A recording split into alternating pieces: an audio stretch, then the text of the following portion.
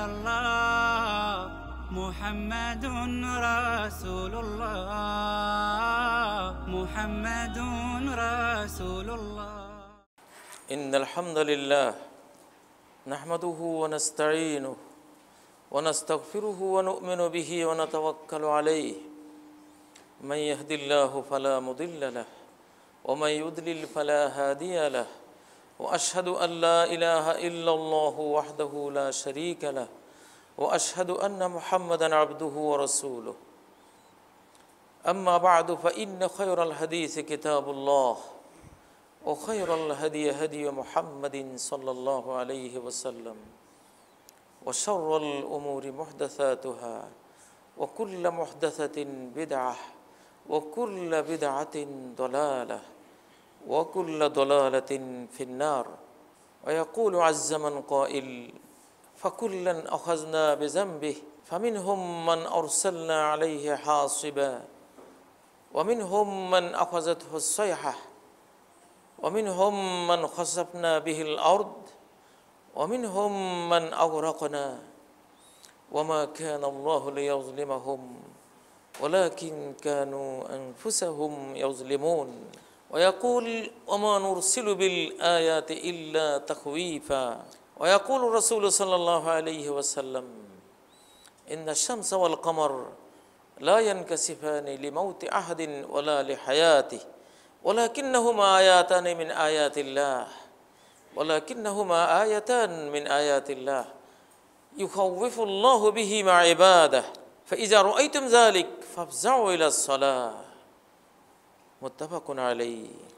ويقول الرسول صلى الله عليه وسلم من جلس إلى قينة يسمع منها صب في أذنيه الآنك يوم القيامة. ويقول من مات وعنده جارية مغنية فلا تصلوا عليه. رواه الترمذي عن عائشة رضي الله تعالى عنها. ويقول صلى الله عليه وسلم سيكون في أمتي قوم يستحلون الحر والحرير والخمر والمعازف لينزلن أقوام إلى جنب علم يروح عليهم بسارحة لهم يأتيهم لحاجة فيقولون ائتنا غدا فيبيتهم الله ويدع العلم ويمسك آخرين قردة وخنازير إلى يوم القيامة. رواه الإمام البخاري في صحيحه. وروى الإمام ابن أبي الدنيا في كتابه قال رسول الله صلى الله عليه وسلم يمسك قوم من هذه الأمة في آخر الزمان قردة وخنازير قالوا أليس يشهدون أن لا إله إلا الله وأن محمدا رسول الله قال بلى ويصومون ويحجون قيل فما بالهم قال اتخذوا المعازف والدفوف والقينات فيبيتون على شربهم ولهبهم فيصبحون وقد مسكوا قردة وخنازير نعوذ بالله منه. ويقول الرسول صلى الله عليه وسلم إذا فعلت أمتي 15 خصلة حل بها البلاء ومنها إذا اتخذت القينات والمعازف. ويقول الرسول صلى الله عليه وسلم في حديث يرويه عنه أبو هريرة رضي الله تعالى عنه إذا اتخذ الفيء الدوالا والأمانة مغنما والزكاة مغرما وتعلم لغير الدين وأطاع الرجل امرأته وعق أمه وأقصى أباه أدنى صديقه وظهرت الأصوات في المساجد وكان زعيم القوم وساد القبيلة فاسقهم وكان زعيم القوم أرذلهم وأكرم الرجل مخافة شره واتخذت القينات والمعازف وشربت الخمور ولعن آخر هذه الأمة أولها فارتقبوا عند ذلك ريحا حمراء وزلزلا وخسفا ومسخا وآيات تتابع كنظام بال قطع سلكه فتتابع. رواه الترمذي وقال حسن গরীব। সমস্ত প্রশংসা নিবেদন করছি মহান আল্লাহ রাব্বুল ইজ্জত ওয়াল জালালের এবং সালাত ও তাসলিম প্রেরণ করছি মুহাম্মদুর রাসূলুল্লাহ সাল্লাল্লাহু আলাইহি সাল্লামের প্রতি এবং কিয়ামত পর্যন্ত সকল মুমিন মুত্তাকির প্রতি। সম্মানিত মুসল্লিয়ানে কেরাম, আজকে আমার খুতবার বিষয়বস্তু হলো ভূমিকম্প প্রতিরোধ করুন ঈমান এবং সৎ কাজের মাধ্যমে, শিরক এবং অসৎ কাজ বর্জন করার মাধ্যমে। আমরা সকলে জানি যে আমরা শেষ জামানার পৃথিবীর অধিবাসী, এক বিপর্যস্ত যুগের আমরা মানুষ।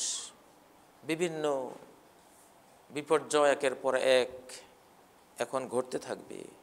সে বিপর্যয় থেকে আল্লাহ যাকে আশ্রয় দেবেন সে বাঁচবে, আর যাকে আল্লাহ বাঁচাবেন না, আশ্রয় দেবেন না, সে বাঁচতে পারবে না। মানুষের সকল প্রযুক্তি, জ্ঞান, বুদ্ধি, তার বৈজ্ঞানিক সকল উন্নতি সহই সে নিজের ঘরে দাফন হয়ে যাচ্ছে, নিজের বিল্ডিংয়ে তার সমাধি হয়ে যাচ্ছে। কেউ তাকে বাঁচাতে পারছে না। সর্বাধুনিক প্রযুক্তি দিয়েও মানুষ নিজেকে রক্ষা করতে পারছে না, পারবেও না কোনো দিন। অতএব আত্মরক্ষার জন্য আমাদেরকে পাপের পথ বর্জন করতে হবে, অন্যায় পথ ছেড়ে দিতে হবে।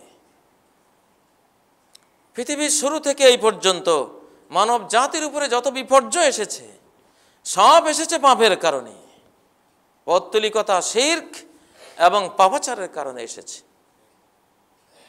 আর যারা বেঁচেছেন, রক্ষা পেয়েছেন, ঈমান এবং পুণ্যের কারণে তারা বেঁচেছেন।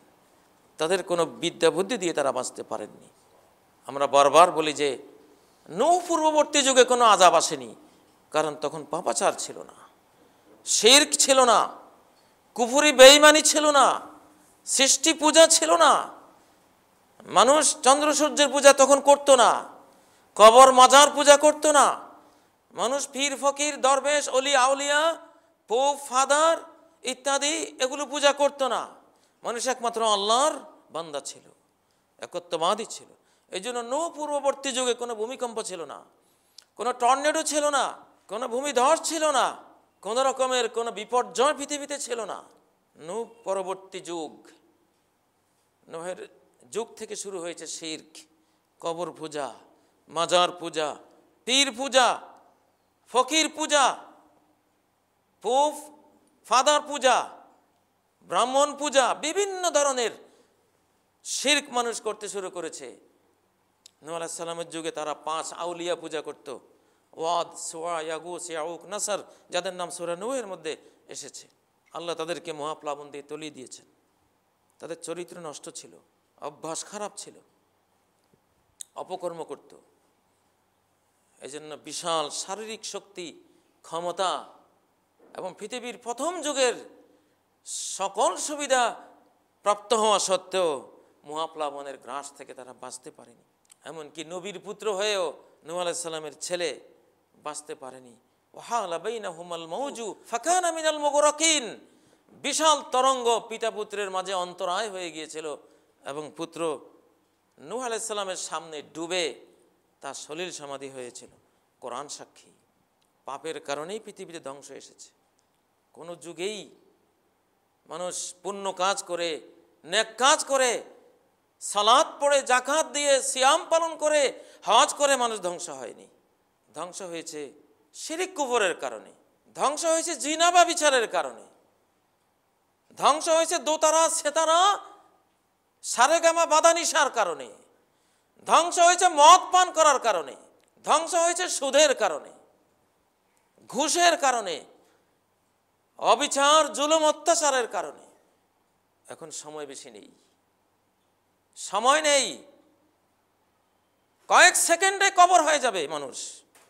ভূমিকম্প যখন আসবে 20-30 সেকেন্ডে শেষ। সিঁড়ি দিয়ে নামারও তো সময় পাওয়া যাবে না, কোথায় পালাবেন? হ্যাঁ, পালাবার একটা জায়গা আছে, ভূমিকম্প শুরু হলে সালাতে দাঁড়িয়ে যাওয়া, অথবা শক্ত কিছুর ভিতরে ঢুকে বসে সালাত আরম্ভ করে দেয়া, বা শুয়ে গিয়ে ওইখানে আল্লাহু আকবার সালাত শুরু করে দেয়া। আমার আবিস সালাহ নবীজি বলেছেন, যেই কোনো বিপর্যয় আসলে, হোক সেটা সূর্যগ্রহণ, চন্দ্রগ্রহণ, হোক সেটা ভূমিকম্প, টর্নেডো, যে কোনো জিনিস, সেখান থেকে বাঁচার জায়গা একটাই, আল্লাহর আশ্রয়ে চলে যাওয়া।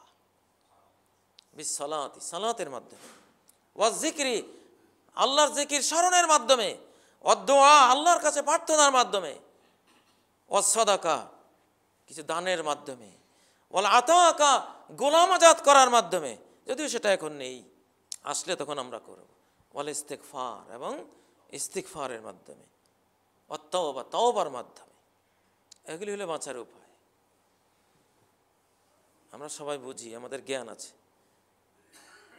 ভূমিকম্প শুরু হলে কেউ 3 তারা হাতে নেয় না, ও বুঝে, ওই ইবলিস হলেও বুঝে যে এই সময় এগুলো দিয়ে কাজ হবে না।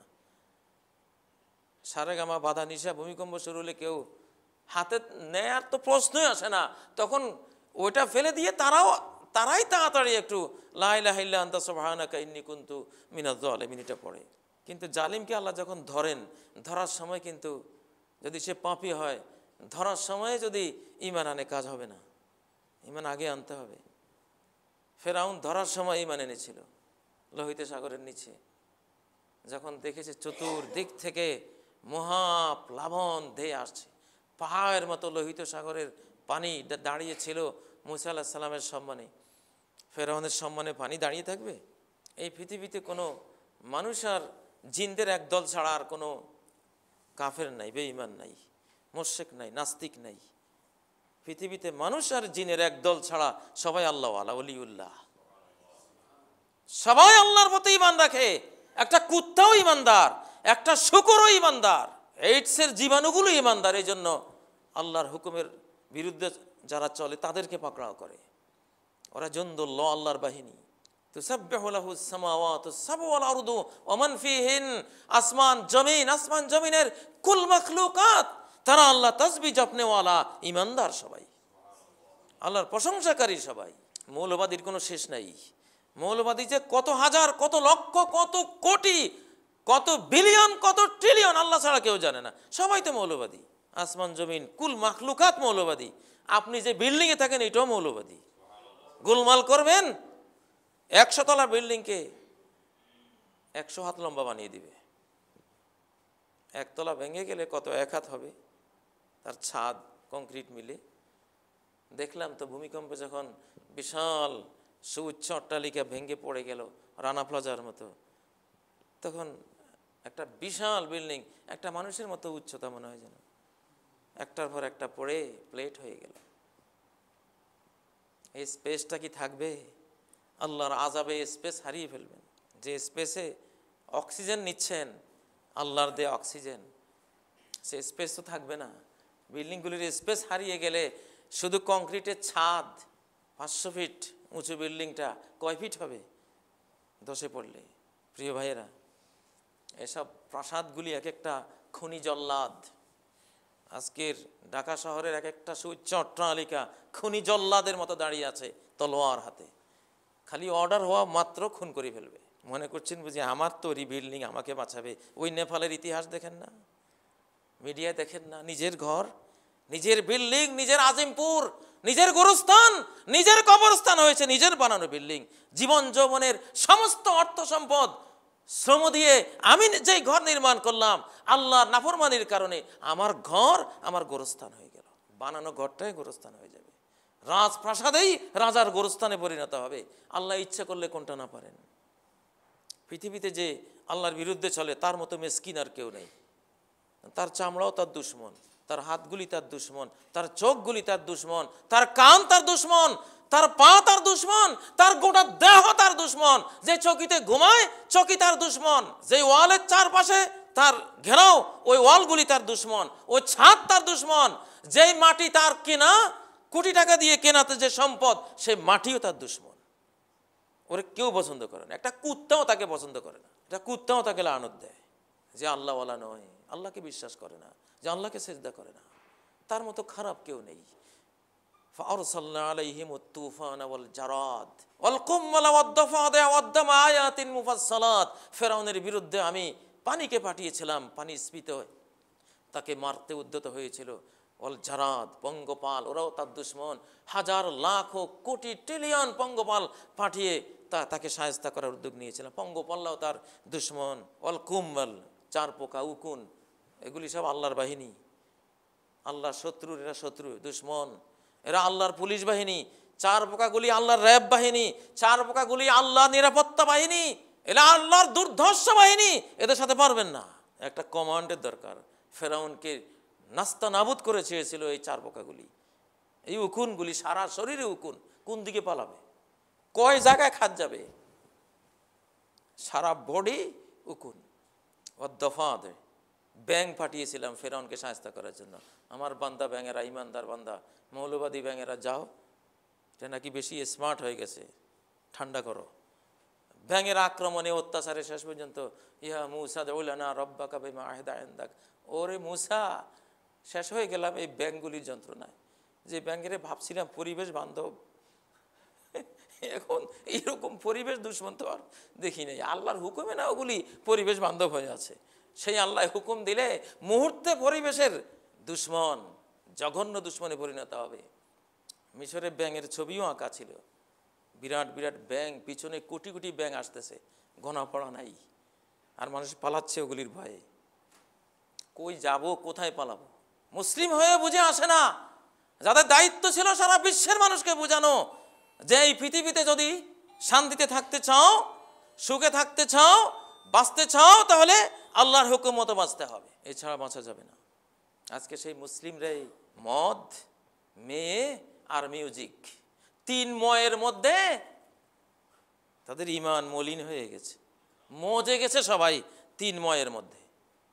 এত সুখের জায়গা নাই দুনিয়াতে, অতিরিক্ত কোনো জিনিস ভালো না, সুখ শান্তি বেশি হয়ে গেছে। ধান এখন পাকছে, গম এখন পেকেছে, এখন কাটার সময়। গম ধান পেকে গেছে, মালিক এখন কেটে ফেলবে। বাংলাদেশও কম যাই নেই, অনেক বেড়ে গেছি, অনেক বেড়ে গেছি।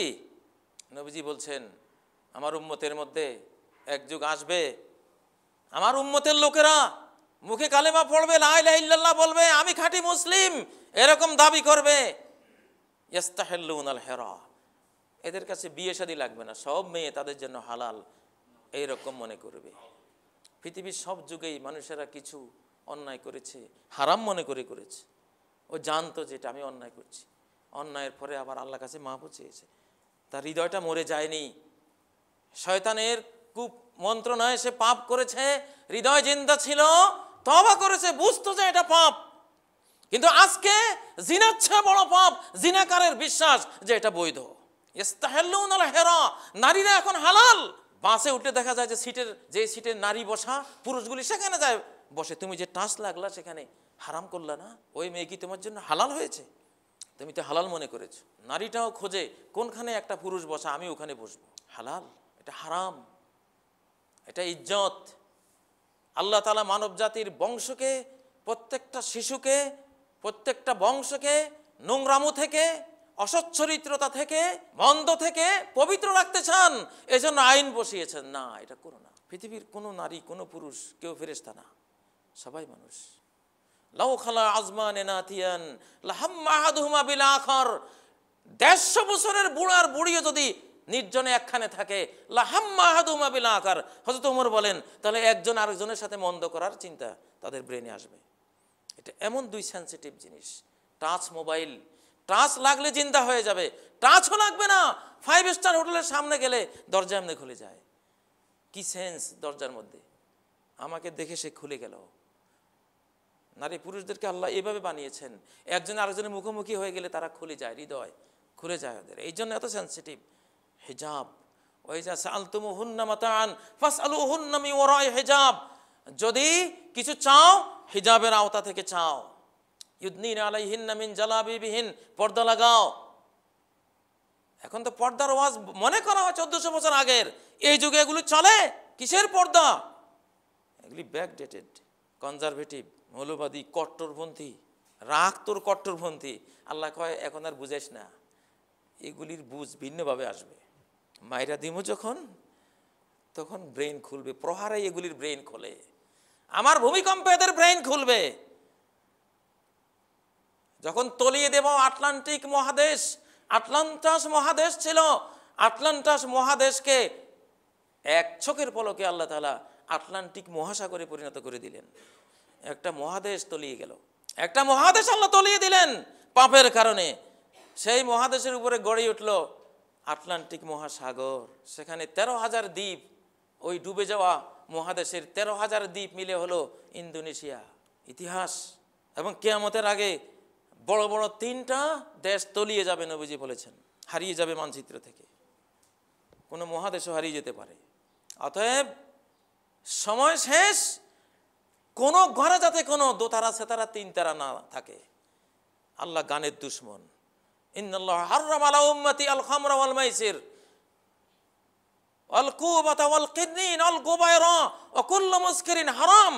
আমার উম্মতের জন্য আল্লাহ তাআলা হারাম করে দিয়েছেন মদ, জুয়া, ঢোল তবলা, বাঁশি, মদ, মাদকতা সব হারাম করেছেন। এই বিল্ডিং নামক গোরস্থানে বসে এর ভিতরে থেকে কোন সাহসে গান গাচ্ছেন? ভয় লাগে না? সিসিটিভি ক্যামেরাকে ভয় পান, এই জন্য সহজে পুলিশে ধরতে পারে, ওখানে এই ক্যামেরার সামনে কিছুই করেন না। আপনি যে কয় হাজার কোটি ক্যামেরার দ্বারা ঘেরাও, আপনি যে পুরো স্টুডিওর মধ্যেই বসে, আপনাকে সেই রহমানি সিসিটিভি ক্যামেরা দিয়ে কিভাবে আপনার প্রতিটি নজর, ইয়ালামু খাইনাতাল আয়ুন, চোখের পলকে চোখ চুরি করে একটা দৃশ্য দেখেছেন নজর দিয়ে, ওইটাও রেকর্ড হয়ে গেছে। চোখের পলকের কুদৃষ্টিটাও রেকর্ড হয়ে গেছে। আল্লাহ বলেন, আমি জানি, আমি জেনে ফেলেছি তোমার ওই দৃষ্টিটা। কই পালাবা বান্দা? শিল্পীতে দেশ ভরে গেছে, এসব গান শিখি। আল্লাহ নবী বলেছেন, মান জালাসা ইলা কাইনাতিন, কোনো শিল্পীর কাছে যে বসবে, ফাসামে আমিনু, তার কোনো গান শুনবে, তাদের কোনো অনুষ্ঠানে বসবে, বা যেই কোনো মিডিয়া যে কোনোভাবে ওদের কোনো গান শুনবে, সুব্বাফি উজুনাইহিল আনুকুয়ামাল কিয়ামা, তার 2 কানে সীসাকে উত্তপ্ত করে জাহান্নামের আগুনে ওটাকে 2 কানে ঢালা হবে। শোন, তোর গান ভালো লাগছে না, সিরিয়ালের গান, তোর এখন গান শোনাবো। একেবারে সীসাকে জাহান্নামের আগুনে গরম করে এই 2 কানে ঢেলে দেয়া হবে। কানের ব্যথা যার নাই সে বুঝবে না। কানে একটু ব্যথা হলে যে কি পরিমাণ কষ্ট লাগে, কি ব্যথা লাগে। কানের ভিতরে কেউ একটা গুঁতা দিলে কিসের গান শুনবেন? ভাই আমাকে হাসপাতালে নিয়ে যা। বলে শিল্পীর গান চলছে, ভাই একটু সবর করে। তোর গান, মরে যাচ্ছি, তোর আবার গান। যখন ওই গরম সীসা কানে ঢালা হবে, বাবারে, কোনো শিল্পীর গান টানের কোনো অস্তিত্বই তখন মনে থাকবে না। মনে আসবে, আরে কেন শুনলাম, কেন কোরআন কিতাবে নিষেধাজ্ঞা অমান্য করলাম। প্রিয় ভাইয়েরা, ইস্তাহিল্লুনাল হিরা, নারীদেরকে এখন পৃথিবীর জাতিরা হালাল করে নিয়েছে। বিবাহ ছাড়া হালাল, প্রেম হালালের মাধ্যমে নারীকে হালাল করেছে। পাশে বসা বৈধ মনে করছে, সেভাবে বৈধ করেছে। একসাথে নির্জনে থাকা বৈধ করছে, এইভাবে বৈধ করছে। এইভাবে কাঁধে কাঁধ মিলিয়ে যেখানে সেখানে যত্র তত্র পশ্চিমারা, যারা আমাদের মা জাতির ইজ্জত হুরমত যা ছিল সব শেষ করে পশ্চিমা নারী জাতিকে ছন্ন ছাড়া করে, তাদের কিছুই নাই। পশ্চিমা নারীরা এখন ইসলামের একটু আভা পেলেই তারা হাজারে হাজারে ইসলাম কবুল করে মুসলমান হচ্ছে, জান বাঁচাচ্ছে। পশ্চিমা মেয়েদেরকে তারা ধ্বংস করে দিয়েছে। আমাদের মেয়েদের গৃহরানীর সুখ, ছায়া শুনিবি শান্তির নেই, ছোট ছোট গ্রামগুলি মায়া মমতায় জড়াজড়ি করি, মোর গেহখানি রহিয়াছে বরি, এই সুন্দর সুখগুলি ওদের সহ্য হয় না। এই জন্য আমাদের নারীদেরকে, কি সুন্দর নাম, নারী অধিকার, নারী স্বাধীনতা। ইবলিস যেমন বুঝেছিল, আদম এই গাছ ছিল, এইটা হলো চিরস্থায়ী জান্নাতে থাকার বৃক্ষ, চিরন্তনী, খাইতে পারলেই হলো, খেতে পারলে হলো, আর তোমার জান্নাত থেকে বাইরে হওয়ার আর কোনো প্রয়োজন হবে না। আল্লাহ তোমাকে বের করতে পারবেন না, বের হবো না, তুমি খাও কোনো মতে। আদমের সেই পরিণতি এখন আমাদের মা বোনদের কপালে জুটে গেছে।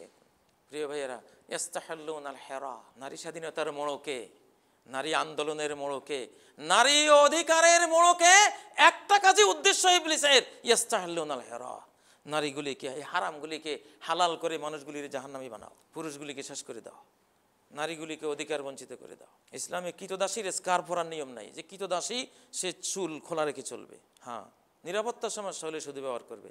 যে কৃতদাসী তার স্কার্ফ পরতে নাই। আজকে নারীদেরকে, সম্ভ্রান্ত নারীদেরকে কৃতদাসী বানিয়ে দিয়েছে, ওরা কৃতদাসীর পর্যায়ে চলে গেছে। আর যারা সম্ভ্রান্ত নারী, নবীজির আমলে, খোলাফায়ে রাশেদার আমলে তারা স্কার্ফ পরত, আমরা সম্ভ্রান্ত, আমাদের বাইরে কাজ নেই। যাদের বাইরে কাজ, কৃতদাসী, তাদেরকে কেনা বেচা করা হয় কাজের জন্য, তাদের মাথায় স্কার্ফ দেওয়ার নিয়ম ছিল না। হযরত ওমর তাদের মাথায় স্কার্ফ দেখলে পিটাতেন, তোমার মাথায় স্কার্ফ কেন, তুমি তো কৃতদাসী। আজকে যারা মাথা খুলে মনে করছেন আমি স্মার্ট হয়ে গেছি, আপনি কৃতদাস হয়ে গেছেন। কি তো দাসী হয়ে গেছেন। আহারে পরিণতি মানুষের।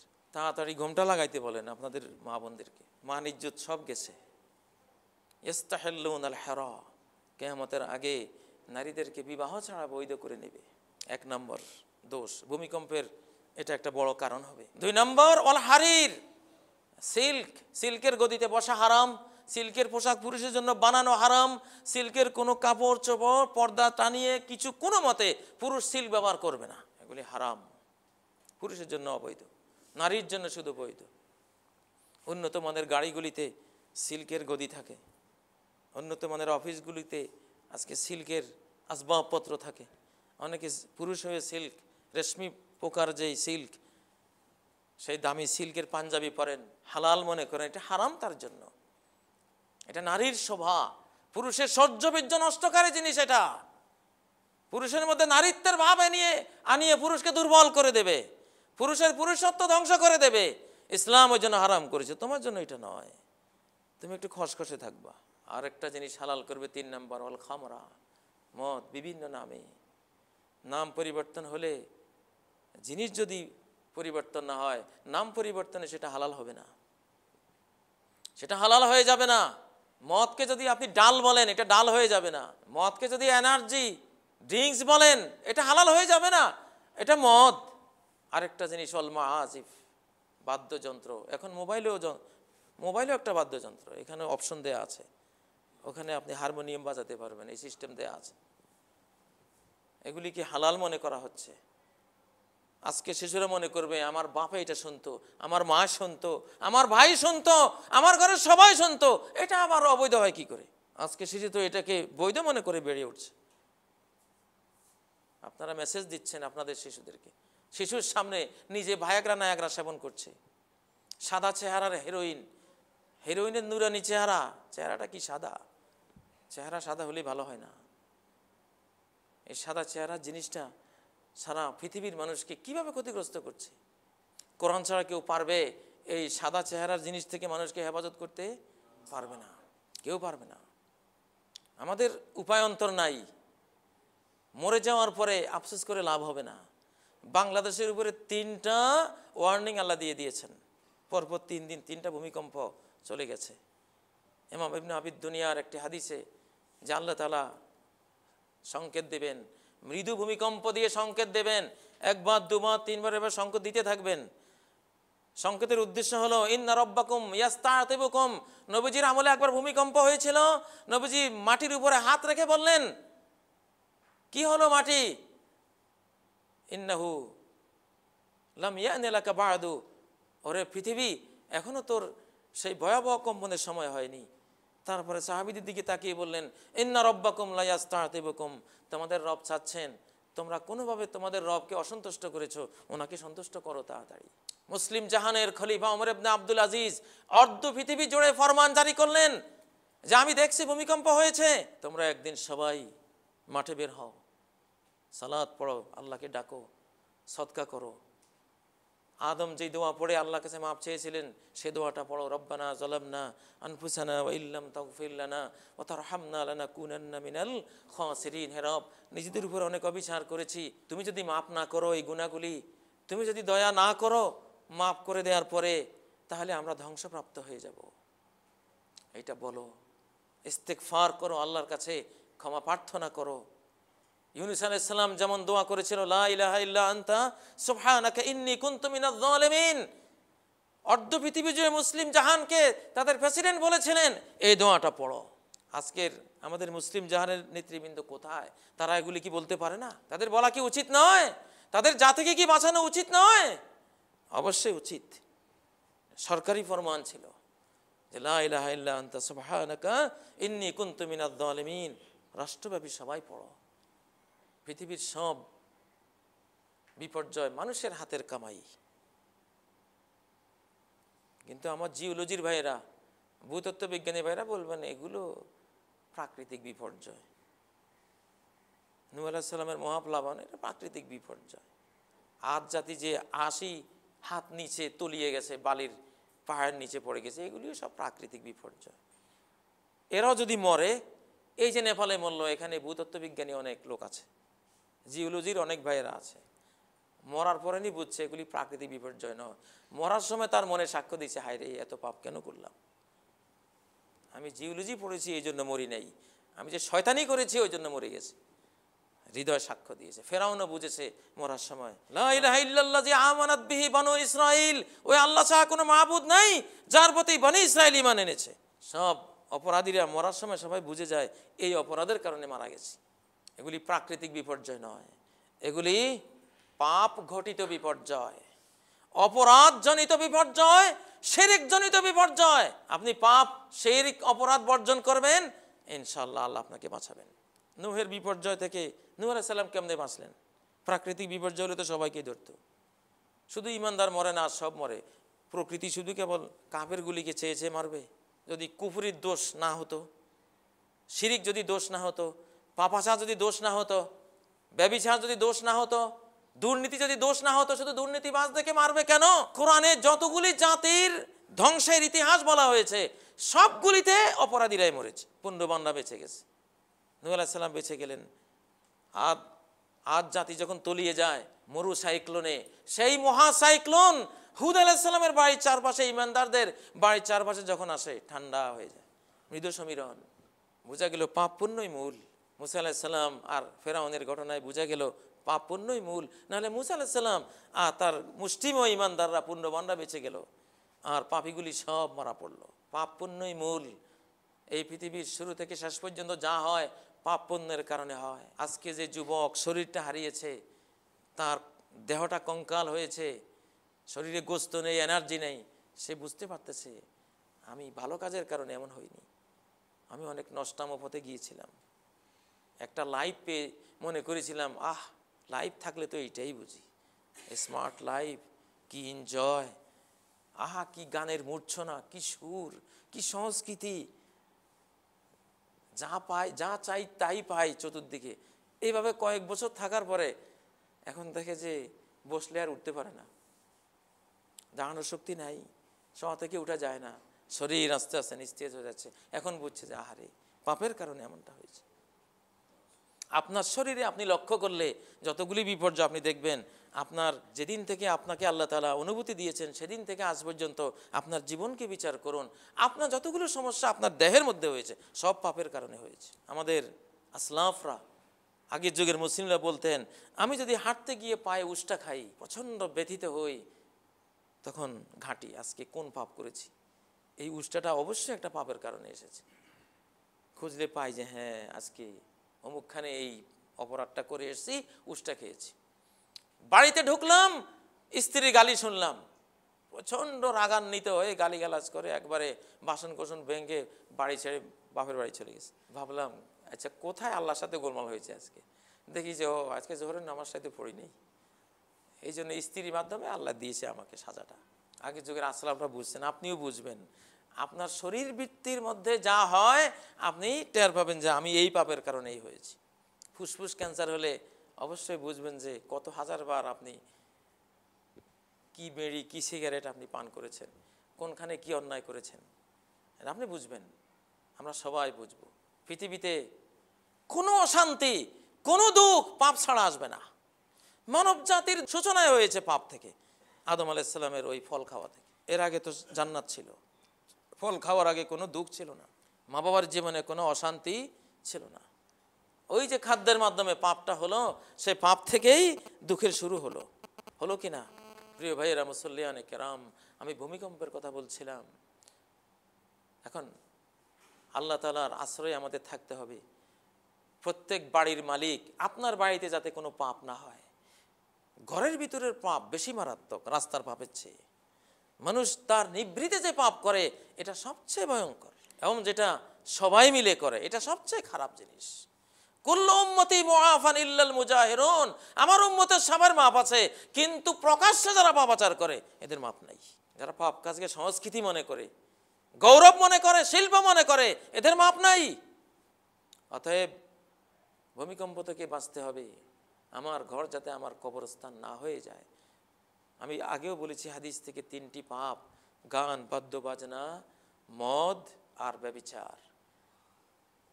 ঢাকায় কোন ফ্ল্যাট আছে যেখানে চরিত্রহীনতার কাজ, না হয় ইল্লা মাশাআল্লাহ, আমি জানি না, হয়তো 10-20 হাজারের মধ্যে 2-1টা পাওয়া যাবে। পাপাচারের শহরে পরিণত করেছি আমরা আমাদের নিবাসকে। অতএব এগুলি মাইনাস করে দিন, এগুলি ডিলিট করে দিন।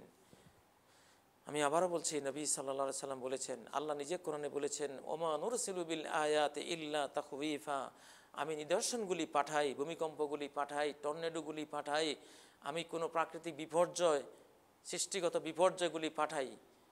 কেন পাঠাই? ভয় দেখাবার জন্য, যাতে সতর্ক হয়ে যায় মানুষ, তওবা করে, ইস্তেগফার করে, ফিরে আসে।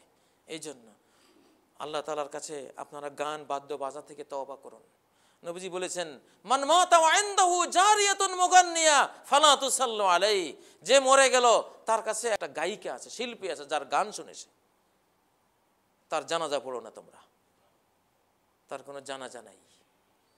এক লোক রাত্রে গান বাজনা করতেছে, নবীজি শুনে বললেন, লা সালাতা লাহু লা সালাতা লাহু লা সালাতা লাহু, এই লোকের জানাজা নাই, এই লোকের জানাজা নাই, এই লোকের জানাজা নাই। আমাদের সঙ্গীত হলো আমাদের কোরআন। মান ইস্তামা ইলা গিনাইন লাম ইউজান লাহু ওয়া ইয়াসমা রুহানিয়িন, যেই ব্যক্তি দুনিয়ার এসব বাদ্য বাজনা গান শুনবে, তাকে আধ্যাত্মিক জগতের সঙ্গীত শুনতে দেওয়া হবে না জান্নাতে। সাহাবীরা বললেন, আমার রুহানিয়ুন ইয়া রাসূলুল্লাহ, সেই মরমী সঙ্গীত কারা, সঙ্গীতজ্ঞ কারা? নবীজি বললেন, কুররা আহলিল জান্নাহ, জান্নাতবাসীদের যারা কুররা, কারি, জান্নাতবাসীদেরকে যারা শোনাবে সঙ্গীত, ওরা হলো মরমী, ওরা হলো আধ্যাত্মিক। যারা দুনিয়াতে শুনবে ওখানে তারা এটা পাবে না, যদি জান্নাতে যায়ও তবুও বঞ্চিত করা হবে ওদেরকে। যাই হোক, আল্লাহ তাআলা আমাদেরকে এসব পাপাচার থেকে, পাপাচার প্রতিরোধ করে ভূমিকম্প থেকে বাঁচার তৌফিক দান করুন। এই ভয়াবহ বিপর্যয়, জাতীয় বিপর্যয়, গোটা মানব জাতির বিপর্যয়, কত দুঃখের হবে। আপনার মেয়েটা আপনার ঘরে ছাদের নিচে চাপা পড়ে আছে, আপনি উদ্ধার করতে পারছেন না। আপনার কোলের শিশুটা ছাদের নিচে চাপা পড়ে আছে, আপনার সেই স্নেহের স্ত্রীটা পড়ে আছে, আপনার শ্রদ্ধার মা বাবা আটকে পড়ে আছে ছাদের নিচে। অথবা মনে করুন আপনি নিজেই আটকে পড়ে আছেন, চারপাশে দেখতে পাচ্ছেন, মোবাইলে কথা বলছেন, কিন্তু বাঁচার কোনো উপায় নেই। ওই যে রানা প্লাজায় হাত আটকে গেছে, এই জন্য বের করতে পারছে না, কাকুতি করছে, দয়া করে আমার হাতটা কাটো, আমাকে হাতটা কেটে ফেলে দিয়ে আমাকে বাঁচাও, আমাকে উদ্ধার করো।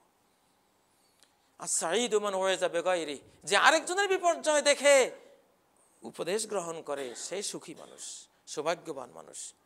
আল্লাহ তাআলা এখনো আমাদেরকে মারেননি, অন্যদেরকে মারিয়ে আমাদেরকে উপদেশ দিচ্ছেন, তাড়াতাড়ি সাবধান হয়ে যান, তাড়াতাড়ি সাবধান হয়ে যান, সময় নেই। 3 বার সিগন্যাল দেওয়ার পরে কিন্তু আর বার থাকে না, এটা হাদিসের কথা। সিগন্যালের পরে ভয়াবহটা আসবে, ভয়াবহটা আসবে, লাশও উদ্ধার করার সুযোগ পাবেন না। এই ঢাকা শহরে যেভাবে আপনারা বাড়ি বানিয়েছি, লাশও উদ্ধার হবে না। ঢাকা শহরকে পাপ মুক্ত করুন, ঢাকা শহরকে বাদ্য বাজনা মুক্ত করুন, ঢাকা শহরকে জিনা ব্যভিচার মুক্ত করুন, ঢাকা শহরকে মাদক মুক্ত করুন, রাজধানীকে বাঁচান, এরপরে গোটা দেশকে বাঁচান। আল্লাহ তাআলা তৌফিক দান করুন। আকুলু কওলি হাযা ওয়া আস্তাগফিরুল্লাহ লি ওয়া লাকুম ফাস্তাগফিরুহু ওয়া তুবু ইলাইহি ইন্নাহু হুয়াল গফুরুর রহিম। আলহামদুলিল্লাহ হামদান কাসীরান তাইয়িবান মুবারাকান ফীহি, লাকাল হামদু ইয়া রাব্বি কামা ইয়ানবাগি লিজালালি ওয়াজহিক ওয়া আযীমি সুলতানিক। ওয়া বা'দু ফাআউযু বিল্লাহি মিনাশ শাইতানির রাজীম। বিসমিল্লাহির রহমানির রহিম। ইন্নাল্লাহা ওয়া মালাইকাতাহু ইউসাল্লুনা আলান নবী ইয়া আইয়ুহাল্লাযীনা আমানু সাল্লু আলাইহি ওয়া সাল্লিমু তাসলিমা।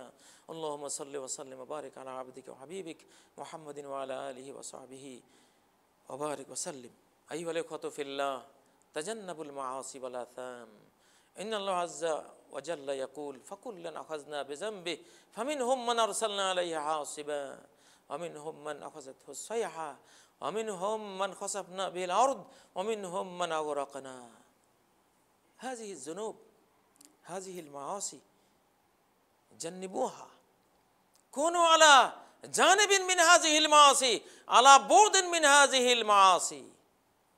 ظهر الفساد في البر والبحر بما كسبت أيدي الناس ليذيقهم بعض الذي عملوا لعلهم يرجعون.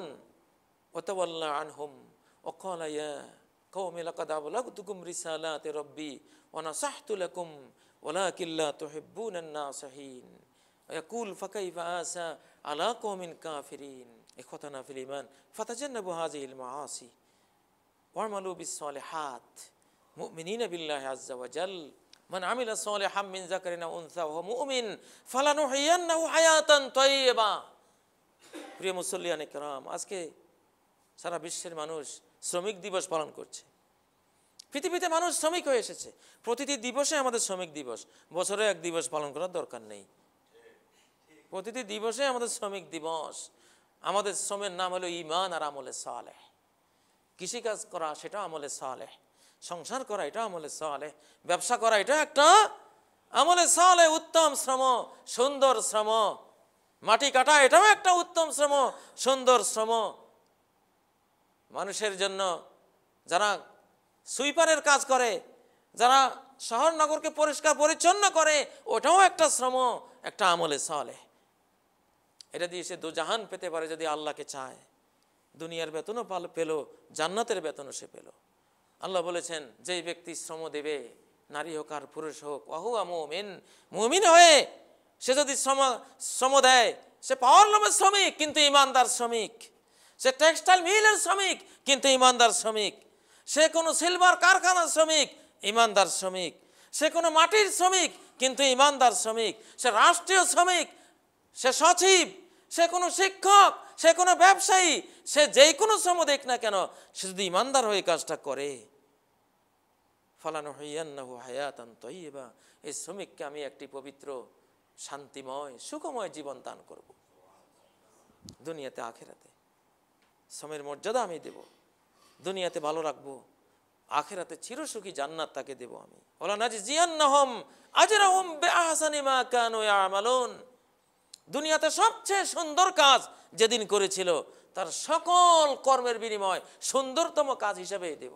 যেগুলি খারাপ করেছে, অসুন্দর করেছে, ওগুলির মতো দেব না। যে কাজটা সবচেয়ে কোয়ালিটি সম্পন্ন করেছে, আমি শ্রমিককে ওই কোয়ালিটি সম্পন্ন কাজের অনুপাতেই বেতন দিয়ে যাব, যেখানে কোয়ালিটি লস করেছে সেখানেও। আল্লাহ তাআলার নিয়ম এটা। একজন মুমিন আমৃত্যু শ্রমিক, হয় আখিরাতের শ্রমিক, না হয় দুনিয়ার শ্রমিক। শ্রমের কথা বলতে গেলে একটা পুরো খুতবা দিতে হবে, এই জন্য বিস্তারিত গেলাম না। তবে মুমিনের জিন্দেগির সব কাজের শ্রমিক। জুমা পড়ছেন, এটা একটা শ্রম, এখানেও আপনি শ্রমিক, পরকালের শ্রমিক। নামাজ পড়ে ঘরে চলে যাবেন, ঘর সংসারের দেখাশোনা করবেন, সেটা দুনিয়ার শ্রম, দুনিয়ার শ্রমিক। তেলাওয়াত করছেন, ওটাও আখিরাতের শ্রমিক। জিকির করছেন, আখিরাতের শ্রমিক। সৎ কাজের আদেশ, অসৎ কাজ নিষেধ দিচ্ছেন, আখিরাতের শ্রমিক। মা বাবার জন্য উপার্জন করছেন, দুনিয়ার শ্রমিক। আল্লাহকে পাওয়া নিয়ত করলে ওটা আখিরাতের শ্রমিক আপনি। আল্লাহ আমাদেরকে দুনিয়া আখিরাতের শ্রমিক হওয়ার তৌফিক দান করুন। উভয় জাহানের বেতন বিনিময় আমাদেরকে তিনি দান করুন। আউযু বিল্লাহি মিনাশ শাইতানির রাজিম। বিসমিল্লাহির রহমানির রহিম। ইন্নাল্লাহা ইয়া'মুরু বিল আদলি ওয়াল ইহসান ওয়া ইতা'i যিল কুরবা ওয়া ইয়ানহা আনিল ফাহশাই ওয়াল মুনকারি ওয়াল বাগি ইয়া'যুকুম লা'আল্লাকুম তাযাক্কারুন ওয়াজকুরুল্লাহা ইয়াযকুরকুম ওয়াদউহু ইয়াস্তাজিব লাকুম ওয়া লাযিকরুল্লাহি আকবার ওয়াল্লাহু ইয়া'লামু মা তাসনাউন। আল্লাহু আল্লাহু ইয়া রাব্বি ইয়া আল্লাহ, আল্লাহু ইয়া রাব্বি ইয়া আল্লাহ। লা ইলাহা ইল্লাল্লাহ, লা ইলাহা ইল্লাল্লাহ, লা ইলাহা ইল্লাল্লাহ, মুহাম্মাদুর রাসূলুল্লাহ।